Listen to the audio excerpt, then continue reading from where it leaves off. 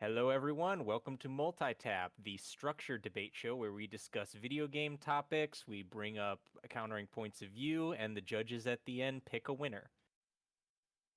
Today we have our three contestants in this order: Chad, Kyle, Nick. Say hello, guys. Hello. Hello, guys. Hello. All right, Nick, you're getting points docked for smarminess.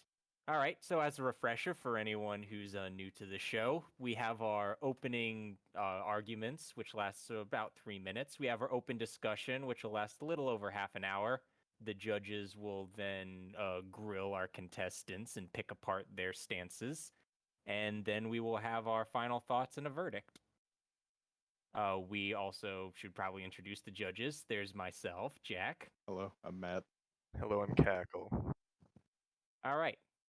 Today's topic is the best video game mod. And that's very open-ended. It can be a gameplay mod, it could be a functionality one, it could be an entirely new game built from the source system, but we'll get there when we get there. We'll go right into the opening remarks then. First up would be Chad, so take it away. Yeah, I'm ready to go. Thank you so much, Jack.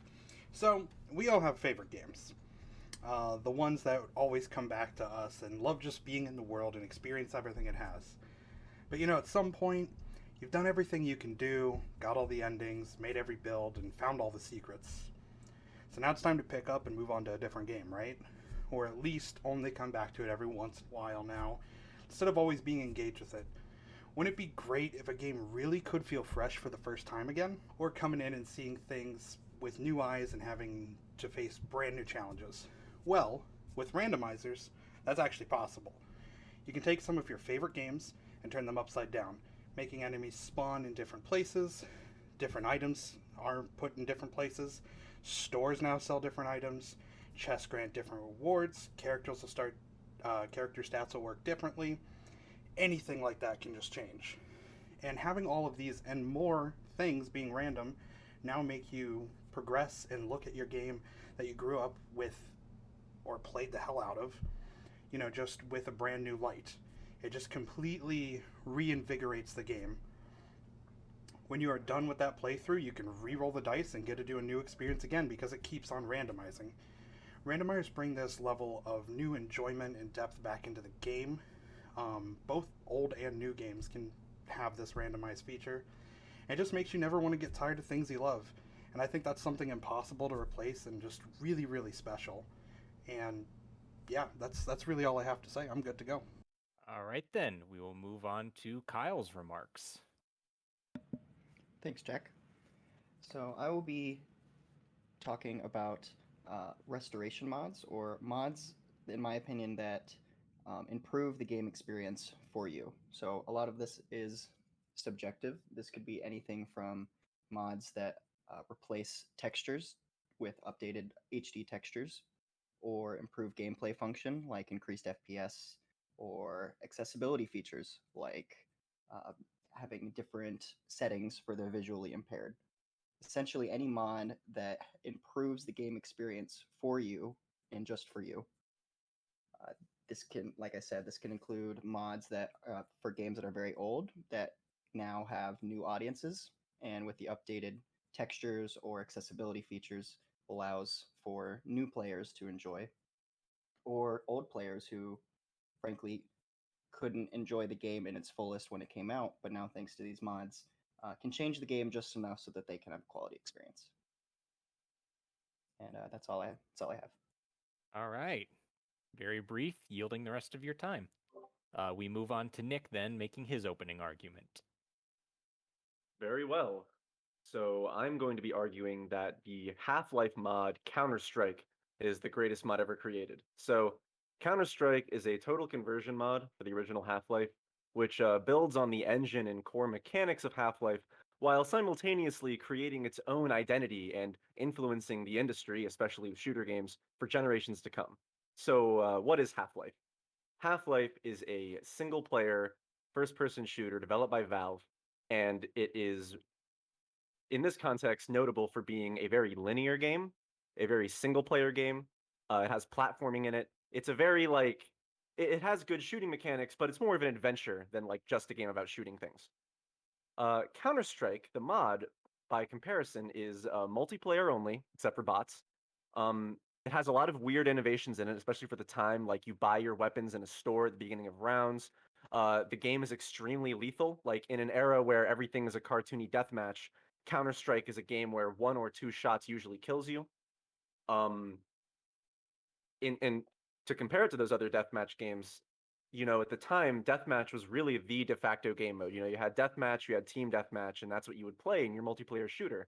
But Counter-Strike innovated by introducing, bomb defusal. One side is the bomb squad, one side is the bomb setters, I guess.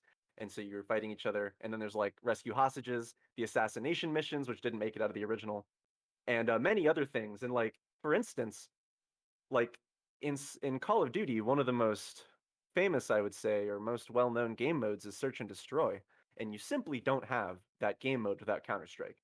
So anyway, why it's a great game.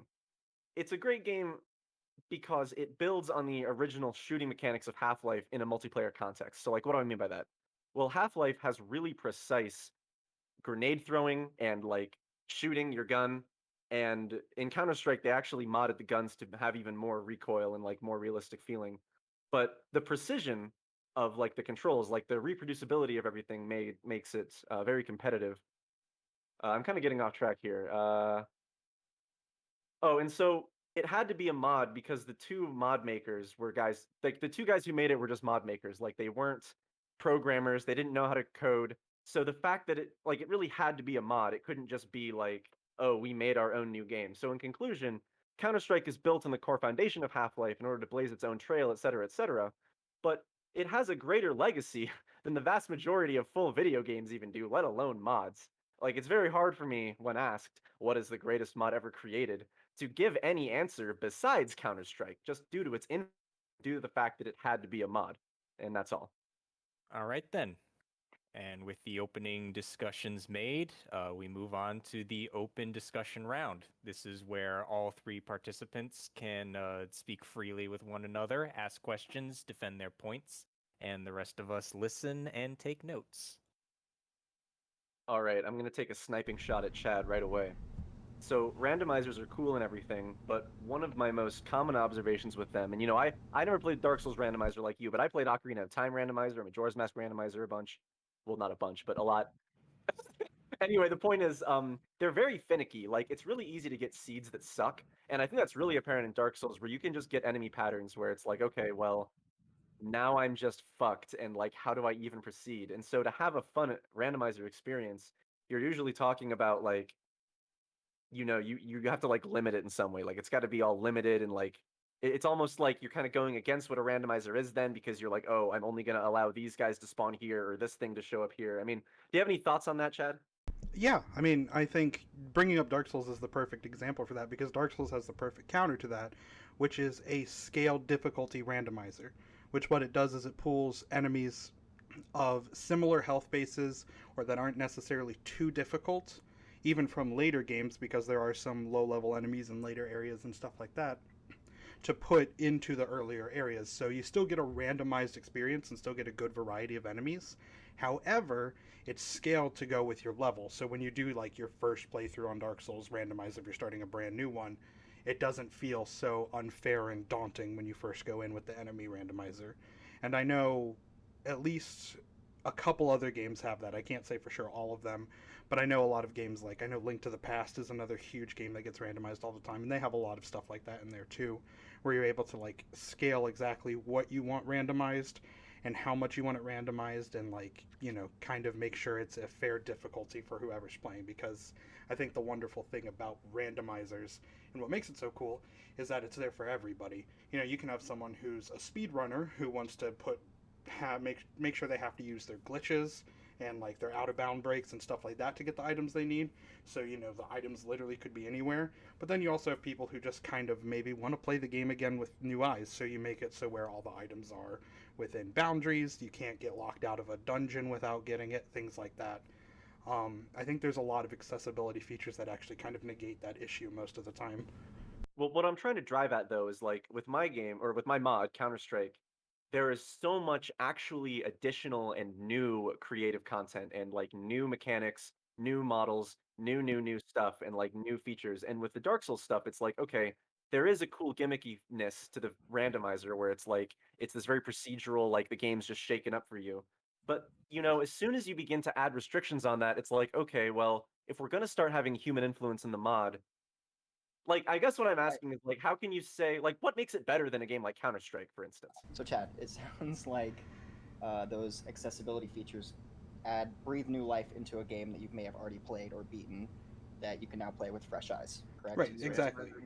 it reorganizes things in a way that I wouldn't argue that is gimmicky. It's actually just changing the player experience, and that's actually similar to what I'm fighting for.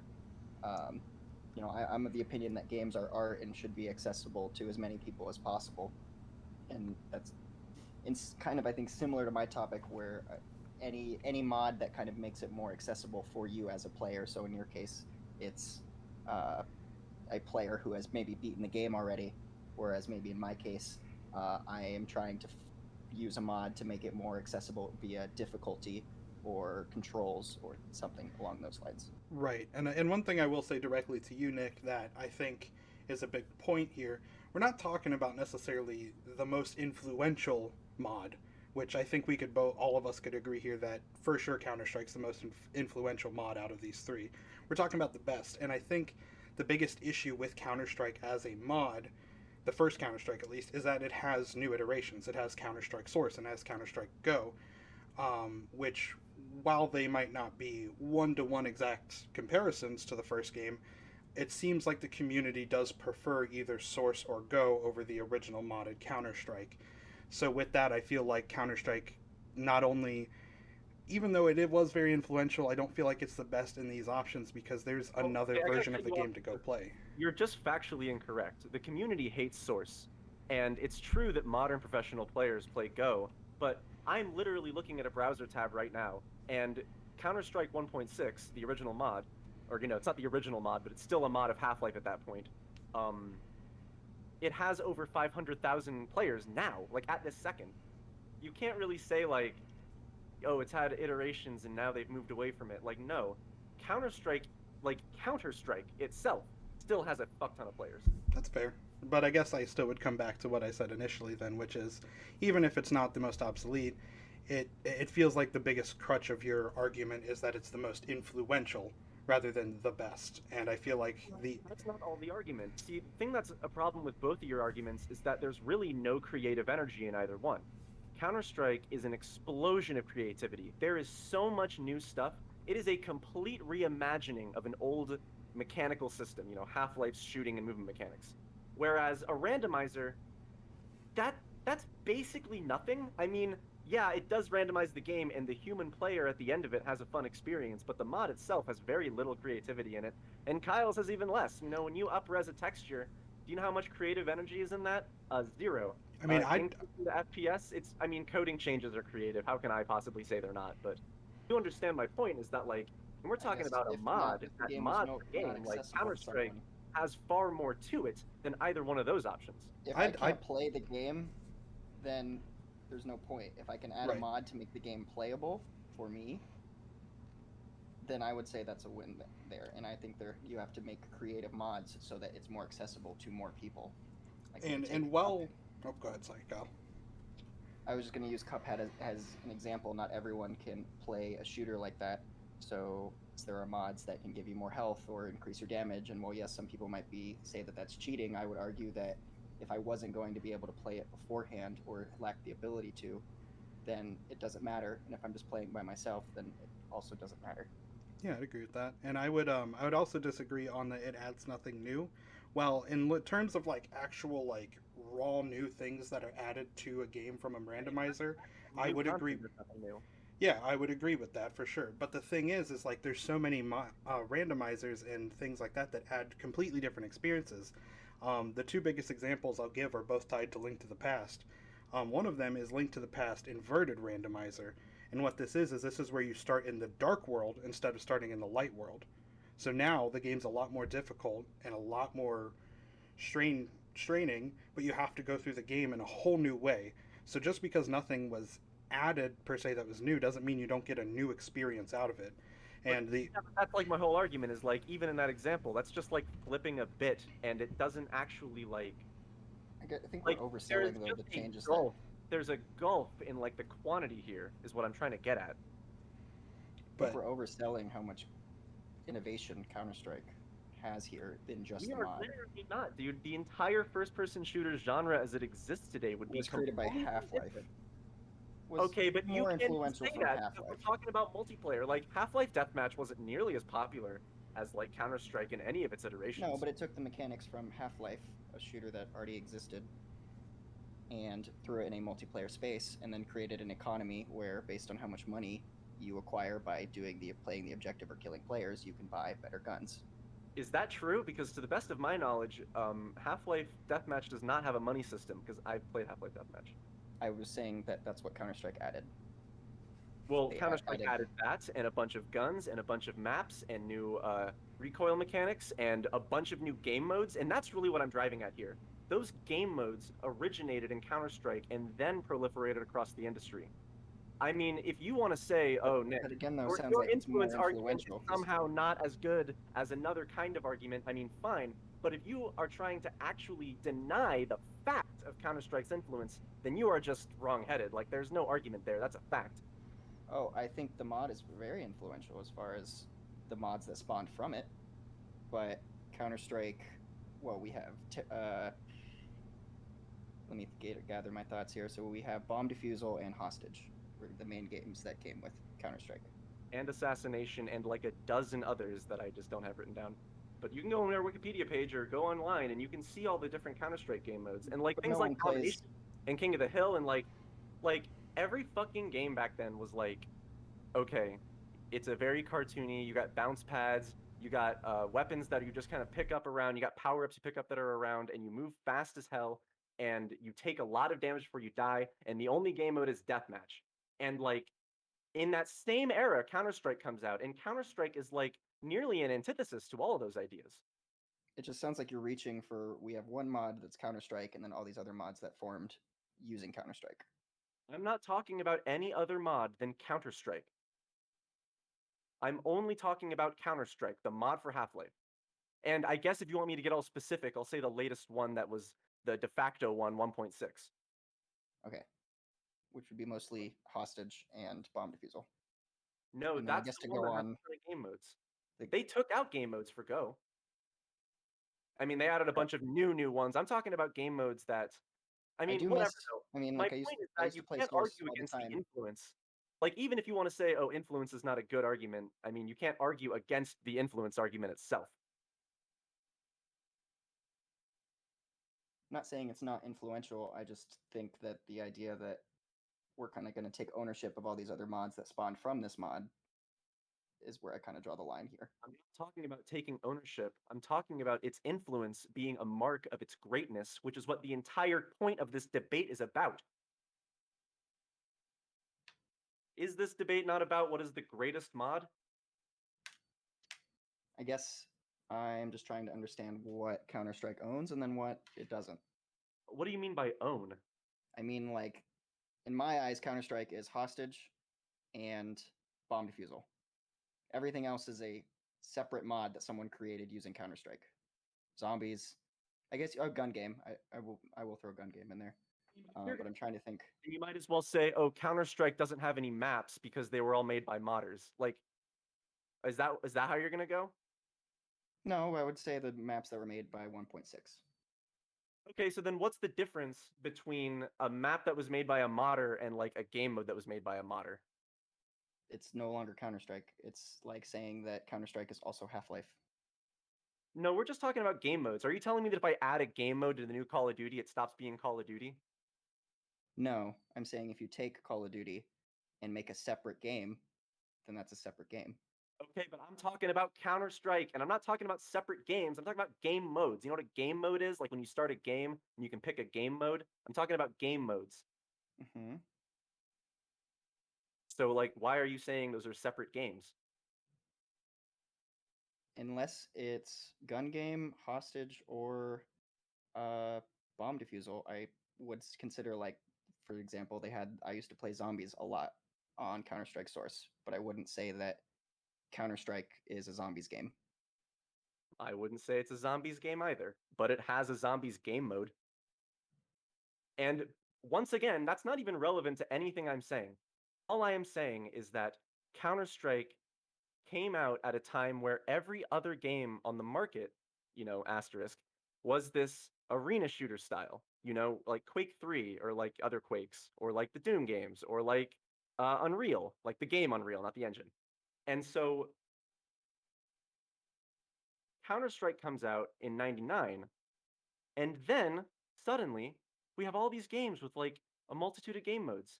And notably, like I was trying to point out earlier, is like uh game modes that, and like this is I know I'm still going on this influence argument, but like Call of Duty Search and Destroy is a game mode that does not exist without Counter-Strike's influence. And maybe I'm getting off of what you're trying to say here. I just don't understand how the different game modes in Counter-Strike don't count or something. Like I don't get what you're saying. I guess in the same way, I don't see how the randomizer or adding accessibility features is less creative. I guess we'll just have to agree to disagree Well, and let the I judges mean, decide. like seriously, dude, like I'm trying to think here. If I follow the blueprints to build a house or something, and then it's like the difference between following instructions versus making it. Like if I already have a low resolution texture and I know what my upres target is, there is no creative challenge there. That is literally only a challenge of implementation. And it's the same thing with randomizers. Like I want to randomize this game's stuff. Sure, but it's not just a texture either, though.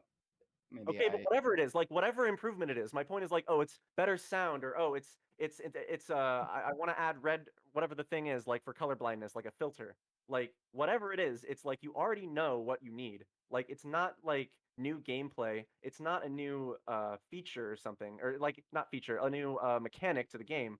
It's just like a technical thing you implement. I That's what guess I'm trying to the get at. nice thing Like, I like about these technical implications is it's also focusing on game restoration. So games that are old enough now that they're not going to be either appreciated by a new audience or unplayable. So, like for example, with Counter Strike, why would I go back and play the 1.6 mod when I could play Go or Source? well, ask the 500,000 people who still play it, or go and look it up, or fucking play it. Like, it's really just the, mechanics that people love. And, like, I think that's a really goofy thing to say when it has such an enormous player base, even in the modern era. There's no doubt that it definitely has a large player base. I just don't know why, like, you would convince a new player who like didn't grow up with that to play it. Maybe there are, but Yeah, to kind of there are. circle back to what my point is, uh, it kind of breathes new life into older games and helps kind of keep games like game restoration is kind of a huge issue, especially if we lose a chance to play old games. So having something that either A makes it more accessible, more enjoyable, or more playable. Well, when you say lose the chance to play old games, like, are you referring to, like, games as a service type stuff, or, like, online DRM or things like that? Well, it's also, I know what Kyle exactly is talking about. He's talking about games that, like, let's say, a great example is modern PCs. They don't have a good, they do not do a good job at running older PC games most of the time. So a lot of restoration services will go in and make them run better on modern hardware. So now this game that was pretty much unplayable, like sure you could play it, but it would crash all the time, or you couldn't experience X amount of content before something bad would happen, or some other thing. You now go in and tweak the game settings and get everything fixed so it can run on modern systems. And now that old game is now restored, so you can play it on modern systems and be able to relive it or experience it for the first time. Yeah, I mean, that makes sense. Yeah. And then I also would argue that just because a game adds more new stuff than old stuff doesn't mean necessarily that it's, lesser than a different mod. Because it depends how much you can get out of it. Really, especially both with restorations and randomizers. I mean, do you want me to go on and on about the things you can get out of Counter-Strike? That doesn't seem like a road that leads in your fucking benefit. Right. So, I guess the big thing I want to bring up with is just, like I said, I know, Nick, you said less is more. It might not go in my favor in terms of how much you get out of something. But I feel like there is a lot to get out of a randomizer for sure in a game because you can just re-roll it and do it again and experience things differently. Like, again, I'll use Dark Souls as an example because it's the one I've played the most. It is actually very interesting and gives you a completely different experience when you fight a boss in a different arena that they're not normally in, because their move sets will change or their moves become more deadlier because of a specific thing, because of how small the arena is. Like, I know there are some bosses I fought that have really big AoEs, and I fought them in relatively small arenas, and because of that, you have to think completely differently of how you're going to fight that boss now. Do you And really mean that the bosses have different moves? well, they use different move sets differently. It's, and what I should say is the variety of the move sets they use will change because Like what you're talking about is just a consequence of their AI system being in that location and not like something the mod is adding, right? correct. And the reason why I'm saying that is like, because they're in that smaller location, it actually does change the rhythm of the fight and does give you a new experience, even if nothing new was necessarily added. And I think that does make a big difference in terms of like asking about if something new is added. The experience and how much new things you gain from the experience itself, I think, should be the biggest thing that's in consideration of the mod, and not how much just new stuff was added. I mean, that's fair, but what I'm trying to get at is that Counter-Strike has that layer. It has the layer you're talking about, and it has a bunch of content adds. Right, but I guess my big thing with a randomizer that I think trumps over Counter Strike is what happens if you don't like realistic shooters and you want to experience a game and get new things out of it. Well, then it's like, okay, what if you don't like Dark Souls or any other games the randomizers are for? But there's randomizers for almost everything. So you can play Super Mario World where all the levels are randomized and you play them out of a different order.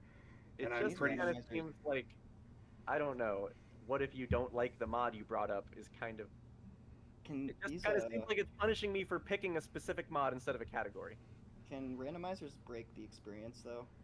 Yes. I wanted. They can. Oh It's yeah, a yeah, yeah. can They break definitely the can. fucking- Oh yeah.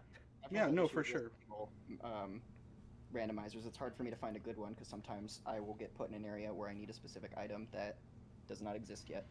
That's why there's a lot of really good mods. Like, that was the thing I was trying to bring up a little bit earlier. A lot of the good randomizer mods will make it so where if you don't know how to like go out of bounds or break out of the game conventionally, they actually have difficulty settings, not difficulty settings, but settings where it's like, hey, spawn this in a location where I can get it. So like, let's say, for, we'll just use Zelda as a really good example. A dungeon where you the dungeon a dungeon where you unlock a boomerang and then you have to use the boomerang to beat the dungeon. The randomizer will actually put in the coding so where you can make sure you can get that boomerang outside of any dungeon that requires a boomerang spot to get to, if that makes sense. So where you can get it and then go experience that content.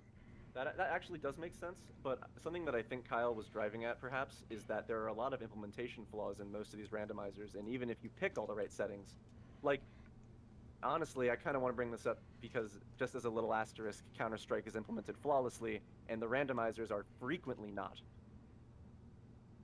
True, but to Like, also I be want to fair, ask Kyle directly though, like, is that what you mean? Is that part of it where it's like you click the box? I was expecting not to get bucked by the system. Like, I was expecting to have a boomerang in the right spot, and it just wasn't there. Yeah, that is kind of what I was driving at. But he did. I mean, he did bring up the point about just like the different features and stuff that can be implemented in a good one. I just have to make sure that I find the good one. right? Which, to be fair, that is kind of an annoyance, is trying to find a good one. But I think we also have to realize that a lot of mods, don't take off and don't have a level of popularity all the It's time. like, So it's they just take kind the of a time. thing with modding in general is like it's a very user-driven kind of like what is it, caveat emptor, or like um, it's really just like find the mod that's good and it's on you to do that. Right. Which is why Counter-Strike is so incredible, because it didn't need a bunch of different versions and you have to find the one that's correct. It's just Counter-Strike and it worked the whole time. How do you make sure you find a server that isn't just hacked or janked though, with 1.6? Because that was another thing when I tried to go back to source or 1.6. Yeah, I Was mean, at the basically what you time. have to do with those old shooters, this is not just a Counter-Strike problem, but basically you want to go find a community that like has servers regularly, because they'll vote off hackers, and that's just how you deal with it. Okay, you have to. It's kind of like that feudalism in a way. It's honestly like, in my opinion, it's the preferred way of doing it. Instead of having expensive anti-cheat software running that's like flawed and like it's not always going to work, and it's going to slow down the game because it's like extra steps it has to take every frame. You can just have a voting system that votes people. You can just say, Anyone can call a vote, pick this guy, and if he's been hacking for a while, everyone's going to hate him, so everyone's going to say yes, and then he's gone. Cool. But Yeah, I mean, if you fair. want to say that, I mean, I guess that is fair. Like, you can't just jump into any old Counter-Strike server, so fine. That's true. Right, and I think that's something that's going to have issues with every single one of our mods. Is there's going to be some sort of like barriers to entry, because I know like for restoration, what you're talking about, Kyle. Again, I'll use Dark Souls because I'm kind of a Dark Souls fanboy. Dark Souls 1 has DS Fix, which is, just fixes the game and makes it runnable on PCs essentially. But you have to go through a lot of time to do it. It's like a 45-minute to hour long process if you don't know what you're doing, which I believe most people aren't super computer savvy. So, it takes a little bit of time for you to go through and get the mods and get all the patches set up for that game so it works.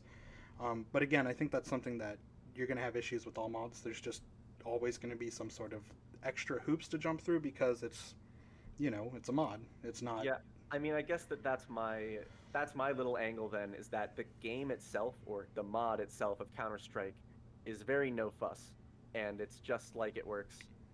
You're right about the servers, but I feel like that's a sub issue in the game, and it's not fair to say that's on the same level as how with the randomizer you have to go find the right one that works and such as. I mean, that's fair. I think. I guess I would say though that I know the servers are going to work as intended with the most recent version of Counter Strike. I mean, you're still going to see hackers in the most recent version of Counter-Strike. I'm sure, but the likelihood of me finding one that kind of ruins my experience consistently is diminished with the most recent version of Counter Strike, whatever that may be. At this point, it's Go. I don't know if they'll ever make another one, but Yeah, Go is the most recent, and I don't really know how to respond to this. I mean, a big part of it is just that the original Counter-Strike doesn't get support anymore, and the new one does, so I don't know how fair of a comparison that is. I Like, guess you can imagine, like, that's not really a problem with the mod Counter-Strike, I guess. I guess to me though, like what that would go back to, like why would I want to use this mod when I can get the game or get a new version of the game that also might have updates like for example, Source implemented a lot more run and gun related shooting when it come to bullet spread, and I mean, that's a really notoriously good reason why you 1.6. might not want to play Source. In That's fact, exactly something I what I didn't was. talk about. Yep, that's what I'm trying to get to the point though. Is notoriously people still played 1.6 because they hated Source. So then Go was created kind of as a middle ground for that, and it's arguably the most competitive version of it. I mean, it's arguable, I guess. I didn't have anything after that. Yeah, you're fine. Buddy. I guess Um, what would you? Go ahead. Chad? No, you go ahead, Cal. It's fine. I was just curious what game modes would you consider like are exclusively from Counter Strike? Because I don't know if I gave you that opportunity to say that, so just wanted to. I mean, I'll just say Bomb Bring that up. Defusal. That's the one that I know for sure is just from Counter-Strike. Okay. And That's fair. but I guess what I'm saying is like the idea of a shooter in general where it's modern military themed, it's quote unquote realistic, like you can't absorb a ton of shots before you die. And like I don't think you can argue with me that like especially in the mid 2000s, but the early mid 2000s like that was the game. Especially after COD came out and then like 07, 8, 9 and 10 basically were all that. Mhm. And like I know that that's getting a little late, but it's very obvious. Like if you play those games and then you play the original Counter-Strike, the influences are stark.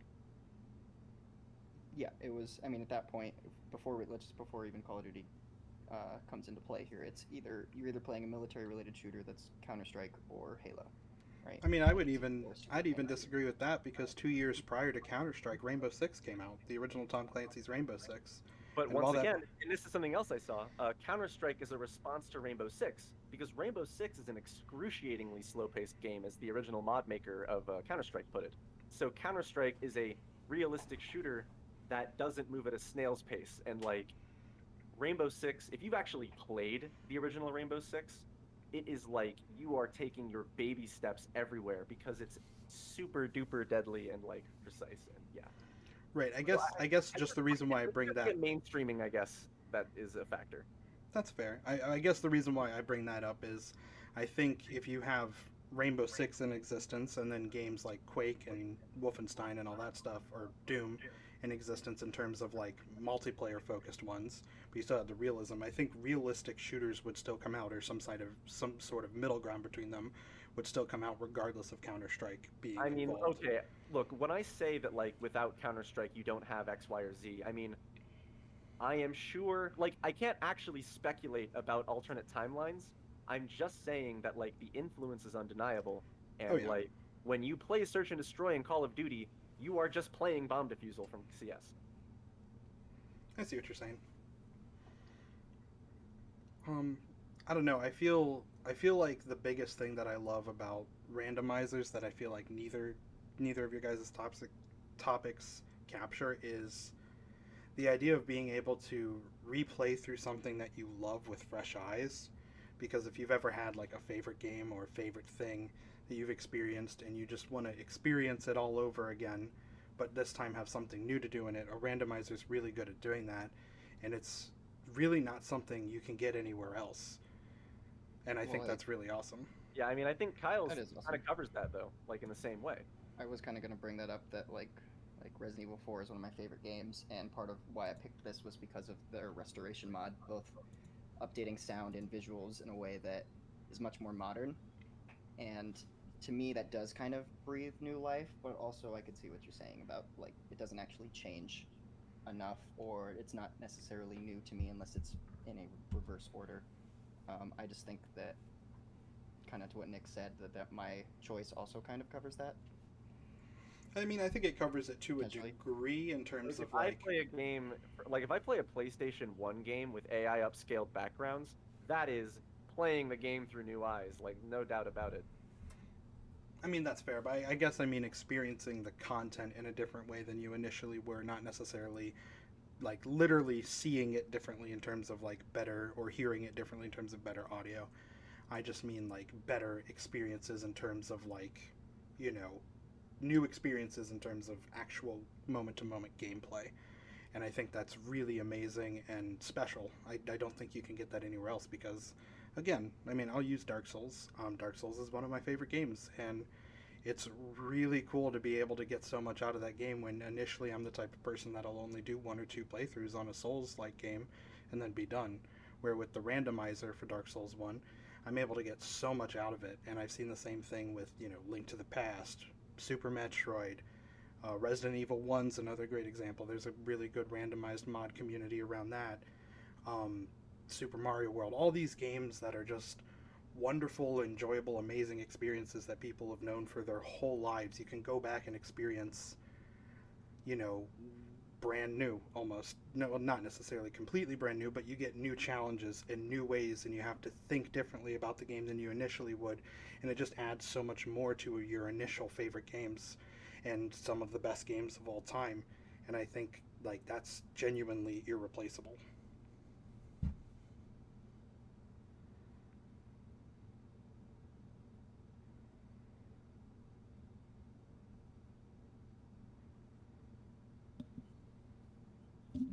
Oh, sorry.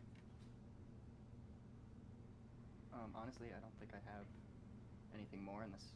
It's just me kind of talking about how great I think my choice is, Right, I don't have anything more to add either. I feel like my choice other is than a just little giving more examples. orthogonal to yours, both of you. Yeah, I'm not sure what else I have to say either. I mean, that's basically all the reasons I could think of. And Yeah, I we guess could. the reason why it's a great mod is because it couldn't have been done without Half-Life. So I guess, and like it had to have been a mod of a game because the guys were modders. So yeah. Fair enough. Well, we can stop it if you want All to go right, next with one. 3 minutes on the clock, it sounds like everyone is confident in the points they've made. Yeah. All right, well, I guess we move on to the question time portion. So we'll put the we'll reset the clock. Uh, which judge would like to go first? Any volunteers? Sure. So for it was accessibility, correct? Was your Correct. point? Yeah. Um, that's just blanket like deaf, blind, difficulty, any sort of impairment for a person. Yes. Anything that makes the game more enjoyable for you, or more playable, I guess to be more specific, more playable for you. You didn't give or mention any specific mod that increased accessibility for people, correct? I gave a couple actually while we were talking.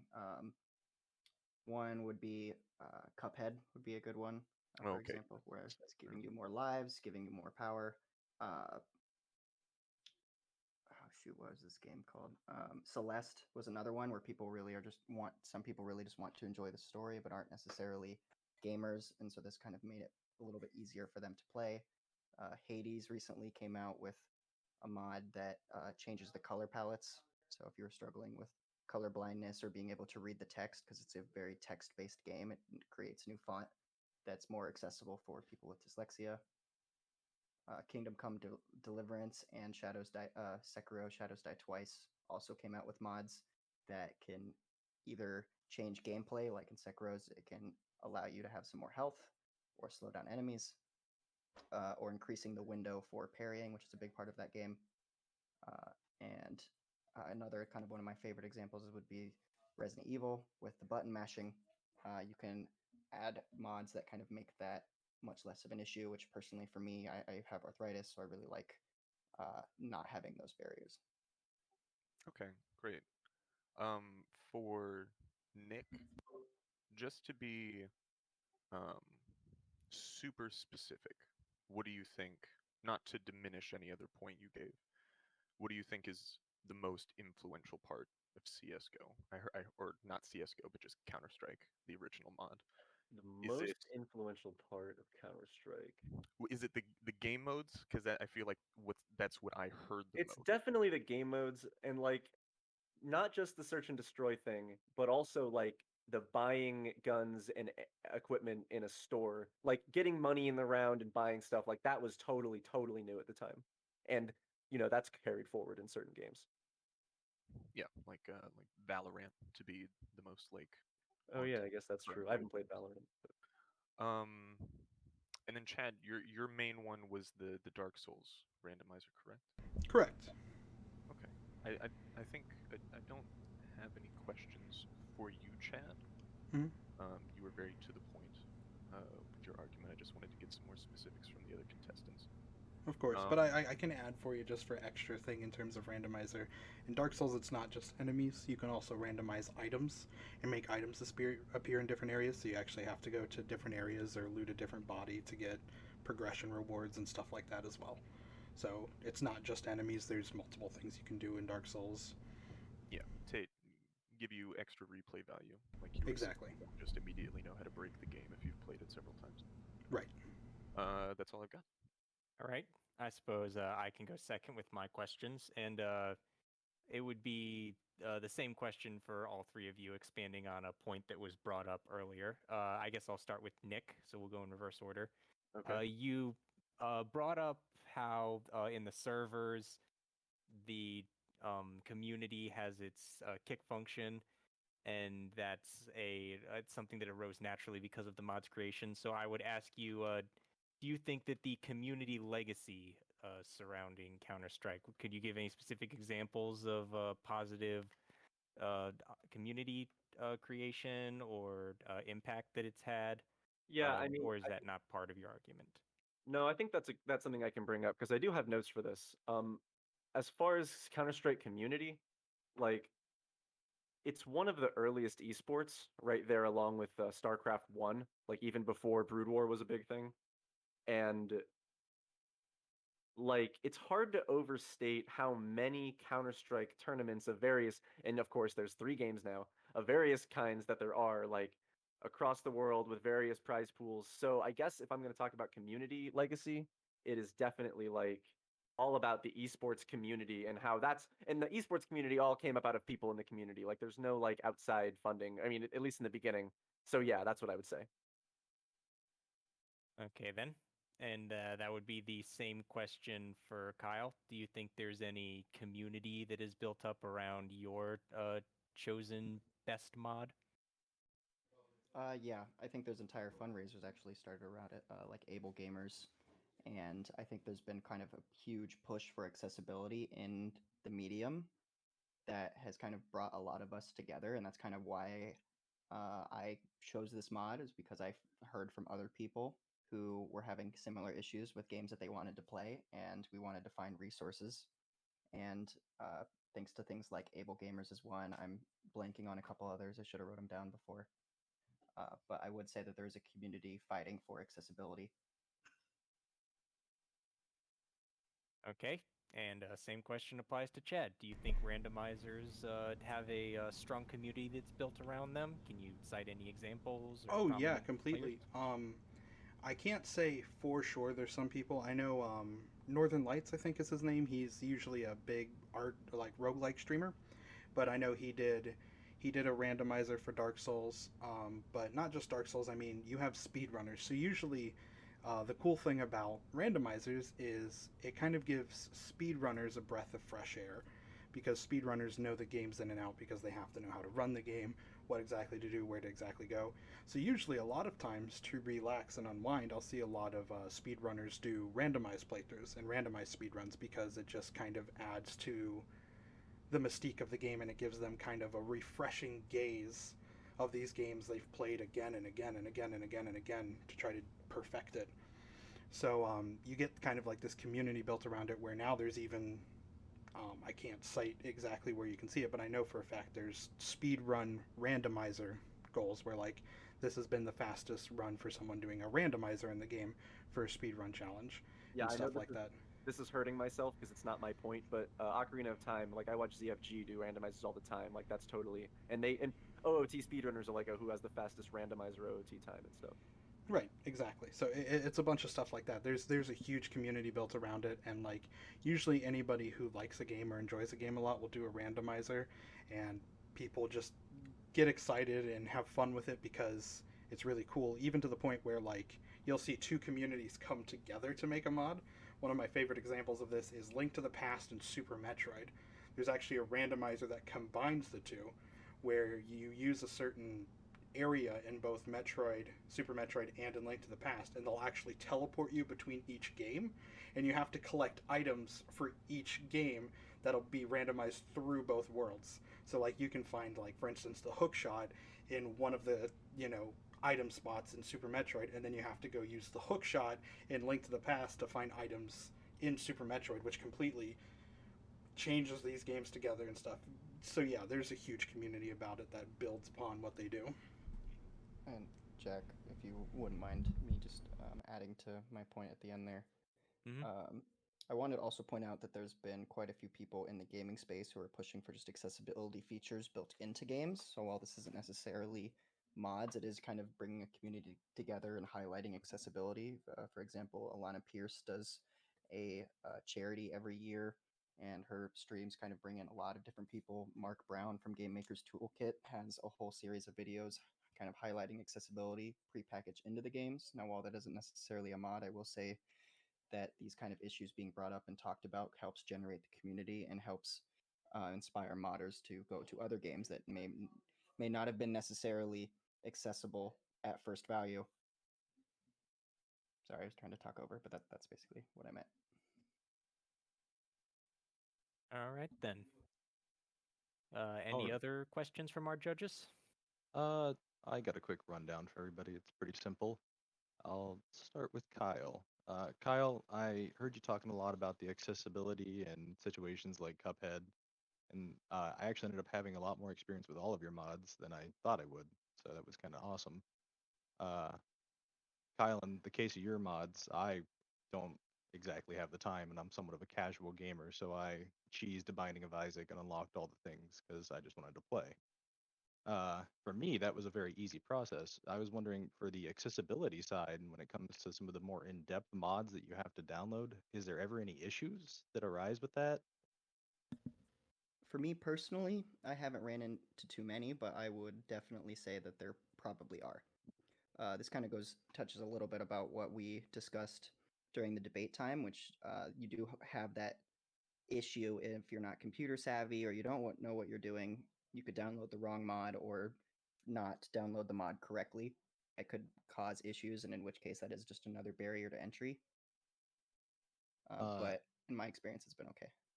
Next question would just be how often, or not how often, how long does it usually take for some of those mods and improvements to come out? I think it depends on the game. Hades is one of the newer games I mentioned, and they came out with a mod a couple months ago related to text and um, color features. And I believe that game came out in November of last year, and it was May when that mod came out. So not immediate, but soon enough that for someone like me who's just now getting into the game can enjoy those mods because being dyslexic sometimes it can be hard to kind of pay attention to all the text. All right. Chad, I was gonna ask about your randomizer. Do you ever run into any issues that does make it unplayable or gives you any major problems? Typically, it depends on how well installed the randomizers are or how well thought out they are. Most of the time, from what I've played, that's never been an issue. Every time I've done a Dark Souls playthrough randomized, and I've done about 7 now, I think, um, I've never came across an issue where I've actually bricked the game and I can't move forward. And with a lot of the things I've seen with the more popular randomizers, the OOTs, the Majora's Masks, Link to the Past, Super Metroid, Resident Evil, all that kind of stuff, usually that is not the case unless you specifically, check that you are okay with having to use glitches and out of bound tricks to get to areas. Right. Um, but that's usually very rarely an issue as long as it's a pretty well developed randomizer. Last quick question. Is Dark Souls the only randomizer you have played? Or and how have you consumed the other randomizers you've talked about in the debate? Most of the other ones I've talked about in the debate, I've watched playthroughs of. I'm not really a stream person, so I don't watch streams, but I will watch a lot of playthroughs, so I get to see the in or outs and the workings of everything and how stuff works. So, in terms of experience, I can only speak from actual playing experience. I can only talk about Dark Souls, but from actual experience of seeing how they work and what they do, I have many a game because I've seen many randomizers be played through and watched and stuff like that because I've just watched full playthroughs of it and seen how that stuff works. And they'll All right. even, some of them will even say at the beginning, like, this is what my settings were and this is how I did this, so this won't be an issue or whatever. They'll even specify at the beginning how they set it up usually. Okay. And then last but not least, Nick, I actually did not know until today that Counter-Strike was a mod of Half-Life, so I learned something new today. Very nice. Uh, if you could, and this is a rough one, if you could give me any distinguish distinguish something different between the other new models of Counter-Strike to the old one that the old one fails at. So, The what is old one something that, fails at. yeah, Um, I feel like with two newer models, or is a way to go about it. I feel like there must be something that they were pushing for, or something that they were striving for, maybe based off of a community feedback, and it got lost along the way. I mean, the history, as I understand it, is that when Half-Life 2 came out, they rushed Counter-Strike Source because they just wanted to have it on Source, and the community doesn't really like it that much. But the motivation from Valve's perspective was, let's get it on our new shiny engine with the better physics and better graphics. And that's kind of the same justification for Global Offensive, although, Global Offensive now has, knife skin trading and whatever other craziness goes on over there. So, like, I mean, if you want me to really give you an answer about what is better in the new one, like Global Offensive, it would probably just be the graphics. And I don't want to hate on Global Offensive. I think that it's mechanically just fine, but it is very much an iteration on the original and not an evolution of it. Oh no, definitely, and I understand where you're coming from with that. I think, as far as I could say, uh, do you see too much of a difference between them besides graphically? Um, Really, it's only that meta community extraneous stuff.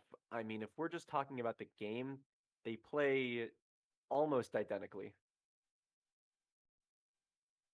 All right, I think that's a good way to end that.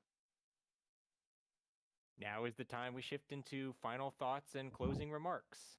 So we'll go on in reverse order, I'd say, that we started with. So we'll begin with Nick. Okay, to close this all out, I came into this with the assignment, argue why Counter-Strike is the best mod. And it's like, okay, it it had to be a mod. Like I'm trying to think about like, oh, why is it a good mod versus why is it a good game? And it's obvious that I really settled on this whole. It has a really endearing legacy and it is extremely mechanically solid. It's implemented near perfectly. Um, so I don't know. It's like when you play Counter-Strike after playing Half-Life, it is so obvious that they are built on the same systems and like all of the silly tricks that work in Half-Life 2. Like, in the original CS, you can bunny hop without having to use cheats. And like it's hard to nail like that's one thing I can nail down, but it's hard to nail down like Half-Life's influence on Counter-Strike besides the mechanics. But maybe that's fine. Like maybe that's what makes a good mod. Like maybe a mod is really just a modification to a game software that takes its ground level foundation and builds something entirely new on top of it. Like it's almost like I know I'm like super duper rambling. It's almost like the game of Half-Life is like the mod at that point because like Counter-Strike has so much more on it. Anyway, I don't know. Counter-Strike's legacy is endearing. It's never gonna die. It's an insanely well put together mod, and that's my final thoughts. Right. Going back in reverse order, Kyle is up next. Closing remarks. Yeah. So, well, Nick chose a specific mod. Mine is a little more broad, but I would argue that anything that helps improve your gameplay experience and makes it playable for you, I would say is a good mod. Especially if you're a casual gamer or you have a disability of some kind that makes the original game difficult for you. Or maybe you don't have any of those things and you just want a different experience that is a little easier for you to digest with the limited time you have. With that being said, I don't think I have anything else other than rambling. So I think I'm just going to cut it there. All right. And we move on to Chad. What do you have to say for randomizers? Yeah, of course. I'll gladly give my final 2 cents on it. For me, I think the thing that randomizers do, like I said earlier in the debate, that I'll reiterate, is that these randomizers give something that nothing else really gives, and it gives you a chance to relive your game through a brand new light. Being able to see things that you wouldn't see in terms of like how enemies interact with one another, how fights happen, things like that. Um, it really helps a lot and gives it a lot more you know longevity to the games you absolutely love and care about. And on top of that, it's just you learn so much about a game from doing this. You learn enemy behaviors more, and there's even times where just because of having the mod installed, I've learned how the games worked. Like with Dark Souls, it's a great example where I learned how multiplayer works and how it spawns in enemies for each player character just because of having a randomizer installed. And it's really cool that you can get those kinds of experiences from something that is so minimal in terms of just changing where enemies are, or changing where item locations are, or changing where you start in a game. It adds so much value and just replayability into these wonderful, beautiful games that everybody loves. That's it. All right. And with all the points, counterpoints, and final closing statements made, we move on to the judging panel. So we'll put our contestants on ice for a bit, and the judges will have their talk. Who wants to start it? I'm not sure like how to what the point of entry should be for this one because I pounded I- out a lot of notes. Yeah, I Um, I think there's just a glaring issue. yeah. It- If you want to talk about like Nick's initial aggressiveness, it's Oh no, I Hmm? I I don't care about that. I love blood sports debating. oh Um, really okay. but I just from the topic, what is the best mod? That was the topic, correct? Yeah. Yes, It's I was the one who suggested this, and it was meant to be open ended, and we would judge the arguments rather than the actual like content chosen. Like it's not about whose point you agree with; it's who you think made the best case for their point. So it was meant to be open presented. ended. Oh, okay. That was my So interpretation, though. So, uh, what what do you think? my issue being a little blind to the like underlying what the desire for the debate was is that if it's an argument for what the best mod is, I think Nick either automatically loses or automatically wins on the basis that the other two um, didn't give a specific mod; they gave a type of mod, which is uh, it feels a bit unfair for Nick. Um, just It's because I think he stated it earlier. It's like he's gonna get punished for being too specific because the others just have so much more to give in the debate because they can use several different mods to argue their point. uh, Like be. Oh, sorry. no, you're okay. Go ahead. I see where you're coming from, Cackle. Yeah, I think that definitely because that was something we were actually discussing beforehand when we had chose this topic, and we had mostly everybody deciding that they were going to do an actual, like Nick said, a mod, and it sort of divulged. I'd say Chad stuck pretty close to Dark Souls for the most part, though. He Yeah, I dipped was into gonna other bring that up. games. Chad was he his argument coalesced into Dark Souls, which might be a testament to the strength of Nick's choice that he was able to warp the debate around his stance. But we'll get to what I think the strengths and weaknesses of everyone was. Yeah, if you want to run yours down, Jack, and then we can just give our Well, opinion. did you have anything else to say, Matt? I know I interrupted. No, you're fine. That's honestly it. A lot of it came down to just listening to their actual debates. I'd say Nick definitely came in hot. He mellowed out. Other than that, I'd say Kyle was a little. He didn't talk very much. I feel like he was a little quieter, and when he did talk, like Cackle was saying, it was more of multiple topics compared to one. And if that's not if that doesn't hurt him for not going down a specific road, then I feel like Kyle has the strongest argument for like what is the Yeah, best mod.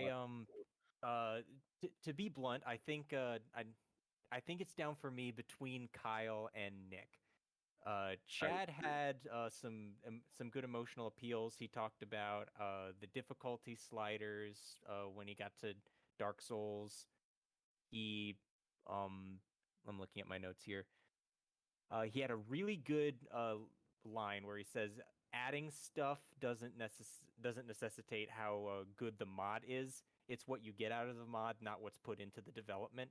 And that was him defending that the Dark Souls or just any randomizer doesn't specifically add new content like Restoration or Counter Strike does, Yeah. but the experience is still as subjectively new and adds to playtime as the others do. So that could be a point in his favor. But I think that a lot of the horn locking went between Nick and Kyle. And since I'm someone who prefers judging by rhetoric and being able to roll with the punches, it's down to between the two of them. Nick had the Mike Tyson start where he started very very aggressive. He made a lot of points and interjected a lot. And Kyle was on the defense for most of it. And then about the halfway point, it started to reverse where Kyle started making his own points and Nick started making rebuttals and defenses. So it's between the two of them for me. I would agree. Um, the the only point I think where Chad stopped it, where he questioned if Kyle knew what a game mode was. Um, I I don't mind that.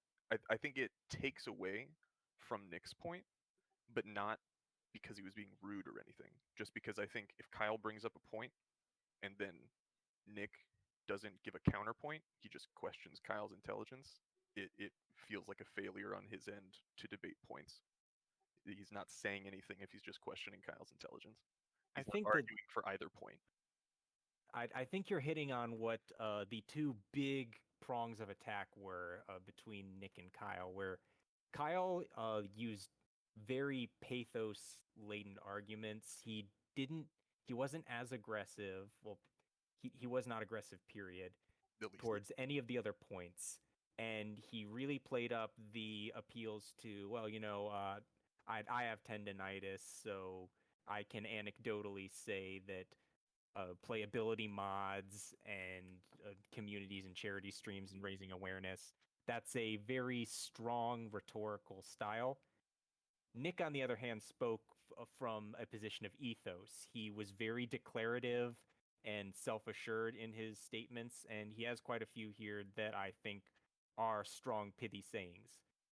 The original mod maker of Counter Strike claiming that the fast pace was a direct response to Rainbow Six, and in turn, the creation of Call of Duty was a fast paced emulation of Counter Strike. That's Nick made very declarative, challenging statements. Yeah. And when it comes to debate, that is a double-edged sword. Sometimes that'll win someone over with the assuredness of the rhetoric. Other people might gravitate towards Kyle. So I'm very back and forth between the two. Mine. Tell me, do you have anything to say, Matt? I don't want to like hog. No, you guys are basically saying everything as I'm thinking it. So Okay, you're no you're problem. pulling up all the points I was already thinking. I My was also kind of on the same side though. It was between Nick and Kyle for me. Yeah, for Chad, I feel like all he had was anecdotal support of his topic. So I don't think Chad compares to either. I feel like Nick and Kyle both had actual like statistics and like analytics to support why their topic was uh, the best and should have won. I feel like Nick, um, I feel like he's selling a couple of points really hard, and if you're just looking at like the rhetoric of the debate, you could easily say that Nick won. I feel like though Kyle was a lot softer in his delivery of all of his points. I feel like he had more and they were better. Like when Nick brought up the player base for CS, very high. But if Kyle's bringing in like blind, deaf, um, mentally impaired, physically impaired, all of those, that's Yeah, like like we said, appeals to pathos and appeals to ethos. we've got if we're just looking at a like numbers game for how many people are affected by the different contestants' topics, I think Kyle just blows the other two out of the water because you have to say it's like 10% of the population is you could consider, I think, on the low end, impaired in some way that they would benefit from the mods that Kyle was talking about, which is like 4 million or something, when Nick is talking about like 400,000 daily. And I think Chad's is even less. If he's just sticking really hard to the Dark Souls argument, probably more. And I would say that then Chad and Nick are comparable, and Kyle just his topic affects the most people in a positive way. So Uh, Yeah, my vote, I don't know if this is too soon, but I would probably go with Kyle. like Kyle was also going to be my vote. I'm going to go ahead and say that up front. uh, I did all want right to then. say so like with the Dark Souls situation, I think Chad his topic more or less appeals towards when it comes to people actually using that mod. Like he said, speedrunners and people that want to wind down from the normal grind of a game. And for Nick's topic, yeah, there's a lot of people that are going to play CS:GO and hop on and play not CS:GO, play Counter Strike and all of its other variants. But when it comes to Kyle's topic, I actually have a lot of experience with that. Like I said earlier, I had downloaded a save file because I don't have the time to grind out all of the stuff you can get in that game. And I see that common with even like Colin. He'll edit saves and things like that so he can get through games if he's having trouble and things along those lines. It can affect more than just people with disabilities, people that don't have time or just want to enjoy the game and enjoy the game. That's really what it means. Be able to play the game in an enjoyable way or make it run for a matter. All Yeah. right then.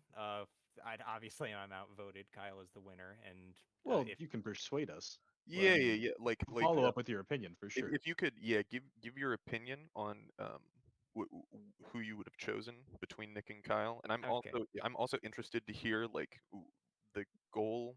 I'm still a little confused on what the like goal of the topic was. Like, just who had the best rhetoric. Which That's this is for your me. topic. Yeah. We have a rotating panel of judges on this show, so it would be you have your own judging criteria. Our Okay. goal is to All put right. our heads together. For me, it was method of debate. Okay. A while back, we had an episode where we talked about the best controller, and Nick argued in favor of the Wii U handheld thingy, which it, he would by far had the worst controller that he was arguing in favor for, but he was the winner because he formed the best argument. I But see. that's all here or there, and Chad will probably cut that out of the final edit because it's tangential. But Okay. if I'm resuming, if I were to pick between Nick or Kyle, like I said, Nick opened with like a flurry of blows, and your mileage will vary depending on that style of attacking the opposing arguments. And Kyle slowly amassed his stance towards the middle. I will point out that Nick made a lot of assertions, and Kyle was the one who eventually challenged Nick on the what types of game modes would you say? Let me see what the exact quote is here. What game modes would you say were exclusive to Counter Strike? Because I don't know if I've let you say that yet. And even if no one let Nick say that yet, he just kept insisting there are dozens, there are new mechanics, new experiences. These are actual quotes that I'm citing here that I wrote. Yeah. So it wasn't until Nick was given the prompt to, well, actually cite specific examples that he actually did that. So Kyle was ahead of the curve there. So I think Kyle pulled ahead towards the second half of the debate. And at the very end, I think Nick gave the stronger closing remark because Kyle talked for about 30 seconds and then yielded the rest of his time. Yeah, I agree. So for me, I think I would have gone with Nick just because he had the stronger opening and the stronger final closing. Hmm. But I Kyle does have the pathos, the more persuasive rather than forceful appeal, and he was the one that kickstarted Nick into talking about specific examples. yeah. So I that might be like as far as controlling the direction of the entire debate overall, Kyle might have it. Yeah. I think Nick was strong early. He definitely had the best closing, but I don't even know that Kyle's closing was a reflection of his debate as a whole, just because he had such a strong mid game. Um, I feel like Nick's mid was not great when he was prompted to give specifics. Um, and I think that any ad hom makes your argument look really bad when you don't respond to a point with a counterpoint. Yeah, all right then. Yeah, that sounds like it's a 2.5 votes for Kyle, half a vote for Nick, because I'm a gutless flip flopper. I'm fine with that. I All mean, right I'm then. I glad we all suppose came to I'll consensus. go fetch the others and tell them that we're back in. Hello. Hey, we're back. All right. We have had a very structured and not at all rambling, filled with ums and ers judge panel. Excellent. Correct. And Sure. winner by a relatively close margin is Kyle. I was not Congrats. expecting to win. Thank you. The big cincher was your appeals to pathos and citing the community aspects. Nick had a very strong opening opening flurry of blows. We called it the Mike Tyson approach. But it was right towards the middle when Kyle says verbatim, what game modes would you say were exclusive to Counter-Strike? Because I don't know if you've said that, if I've let you say that yet. And that was when Nick pivoted to citing specific examples and going back and forth with Kyle on the direct one-to-one comparisons. And I'd say just for being able to pivot the entire debate with that one prompt, Kyle cinches it. Well, thank you very much. It was a well fought debate, I think. And my idea for the next topic will be the best game that spawned a crap ton of games. So this may need some caveats, but essentially, whether this was a specific mechanic like over the shoulder cameras when it comes to shooting, or a completely different game mode. So, like in the sense that what Nick was talking about with Counter Strike and what it brought to multiplayer, or what Half Life did to single player shooters. There's a number of ways that you can go with it. But what game influenced so many other games, good and bad? Okay. Is it title, direct, or mechanics? It, um, I feel like, especially Yeah. just because after this debate, 'cause I feel like some of this is going to get cut, specifics will definitely help with this.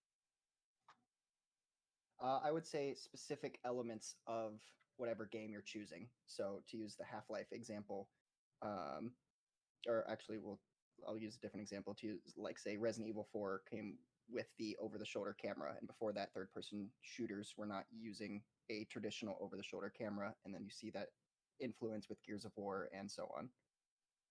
But I'm Okay. citing specifically that, or Metal Gear Solid.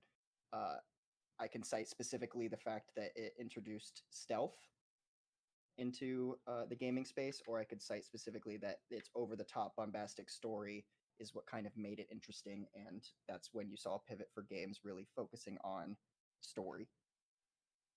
Okay. Sounds like a topic of influence to me. So maybe not spurred the creation of other games, but what mechanic featured in a game influenced the Medium. the medium the most. Mm-hmm. Would be a better prompt. Yeah, I like that. Okay. Yeah, If that's All okay right. with you, Kyle. that's fine with me. I think this topic is broad enough that it needs to be trimmed. Yeah. Okay, so go ahead and No. restate it. So, what mechanic From a Do you- specific game. from a specific game do you think influenced the medium the most? Okay. Yes. Cool. Cool. A Sounds very good. small scale prompt that I'm sure will be expanded upon very handsomely. In the next episode, that is. We will see you all next time. Bye-bye. Bye. Goodbye. Bye.